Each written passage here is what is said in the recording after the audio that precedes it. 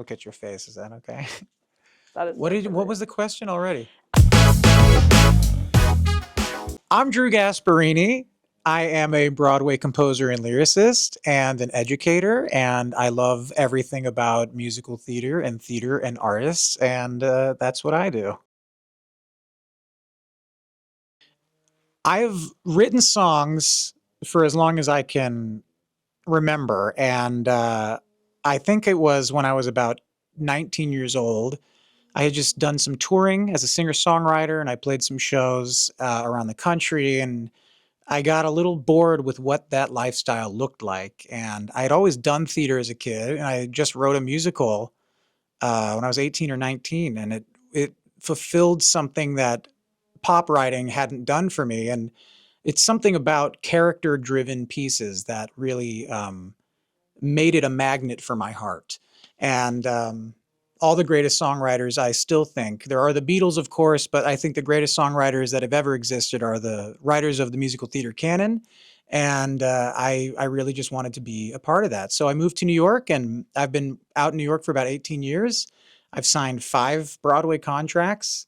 I worked on TV shows like Smash. I've written Super Bowl commercials. I've done everything under the sun in regard to my involvement with show business. And I love it so much that my brain always tells me, why isn't everybody doing this? So, a part of the joy of what I do after kind of gathering a little bit of success in New York is going around from school to school and over into the UK and other places of the world to just share my love of this in hopes that it rubs off, because there is no greater island of misfit toys than musical theater. My mom is a music teacher, and like, we were poor, and there were so many of us that we couldn't get childcare a lot of the time, and my mom would have me on her back, and like my older brother would be down by her side while she's like teaching choir or while she's playing guitar for like kindergartners or things like that. And it was so accessible that it was weird when I found out other parents weren't just always playing music all the time.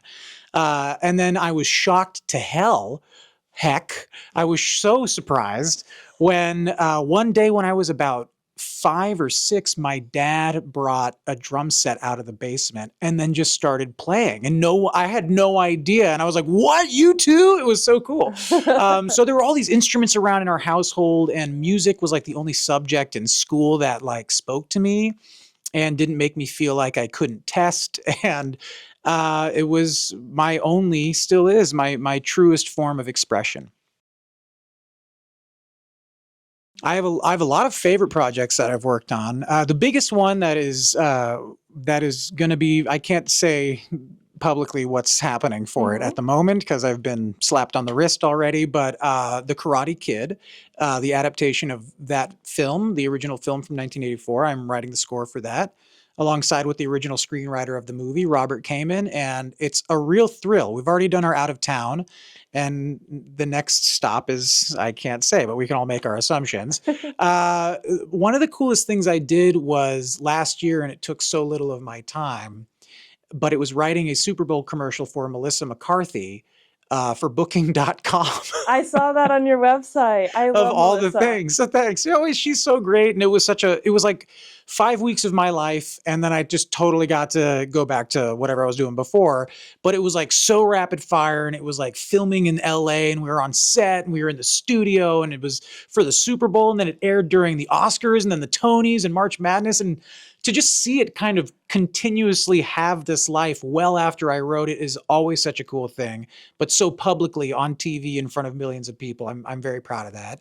And the musical that we started here at CNU called We Aren't Kids Anymore, it was first developed here in 2019 as I think the inaugural New Musicals Lab show, which has become a really awesome and exciting series here at CNU. And it's an autobiographical piece, and it has done something right because we're about to develop a production in the UK, in London, for the West End. So I'm really proud of that piece, and I love that we did it. We started here at CNU. Bruce Bronstein. The man, the myth, the legend. Hold for applause. Bruce Bronstein met me back in 2017 when he brought donors, I believe, of the Ferguson Center for the Arts here up to New York City, and they came into 54 Below, which is a highly esteemed venue in New York. I was putting on a concert with my writing partner and best friend, Alex Brightman, two-time Tony loser, Alex Brightman. I always say that, it's getting so old. I love him. And we were presenting a show of ours called It's Kind of a Funny Story. And Bruce was happily very taken with the material, and we had such a lovely talk after the concert. And we had never met. And shortly after that, he invited me to come and work with some students here for the Torgler Institute, which was a vocal kind of camp here. And then since that, Bruce and I have had this ongoing friendship that has been equal parts family check-in and equal parts what's next for us. And it's been as exciting as doing a show of my music with the Virginia Symphony Orchestra, or as not as bright and shiny, but as significant as coming and teaching a masterclass for a lot of these soon-to-be professional theater workers. And I've been coming down here now for about 7 years, and it's an ongoing and hopefully never-ending collaboration. So where I find myself being an asset for theater students, particularly those who are about to embark on the next phase after graduation, there is so much anxiety, there's so much uncertainness, and I'm trying to offer a little bit of assuredness, reasons to not be scared. And I even have gotten on Zoom calls with a few parents just to quell their anxieties as well, because I want them to know that as scary as New York can look in certain news outlets, or as scary as the idea of being in an industry as unstable as show business, there are so many aspects of this life and the importance of what it is that we do that parents and these students need to remember. And a lot of these kids were raised in Virginia and haven't left, so the idea of New York is rather daunting. But somehow the dream they have to do this beautiful, wonderful, non-AI threatened way of telling stories is louder and shinier than the stress of living in New York City. So if they can keep that tunnel vision on the dream, I think they're going to have a very successful life. And I don't think it matters where you're from. You can always make a life and make a living in the arts. There's an accessibility that I feel like is lost on a lot of rural parts of the country, where New York does feel like it's much further away because it is this pedestaled center of the universe thing.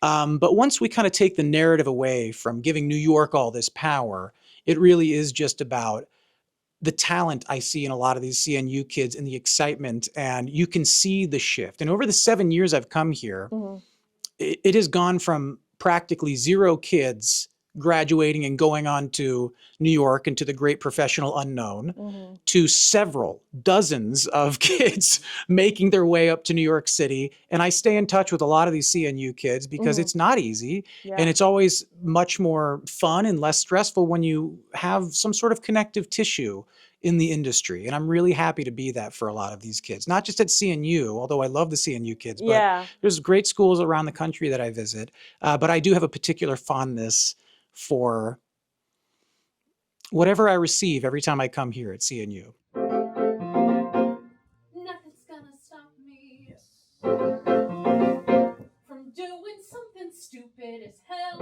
again. It's as if nobody taught me to think before I act. Always got time for that. Never needed anyone's permission to do anything it takes me now. Never needed anyone's opinion about how I learned making too many mistakes. I think too much, I think too much, I think I trip a step. A zip, a kip a dip, and zap jib it, zip dip up the boo. Yeah, I just started scatting. Let's go back to the top right here though. Yeah. I would love for all aspiring musical theater artists to know that it doesn't, your rejection is not going to be the thing that makes you quit. The rejection is going to be the air you breathe soon enough. It's going to be something you laugh at. The only thing that is going to make you quit is you. And the only way you won't succeed is if you quit. It's not failing. Failing is how you succeed in this business. Quitting is how you fail. And the fear becomes so big because we're given this narrative from adults our whole lives of that's not a realistic way to go. Mhm. It's unstable. And all those things are true, but you could say that about so many other career paths. But somehow the arts gets this stigma. But the arts provides more to our economy. The arts provides more to our spirits and our souls as a country, as a world, as a humanity. So don't let the rejection be the thing you say is why you stopped. The only thing that keeps you going or stops you from continuing is you.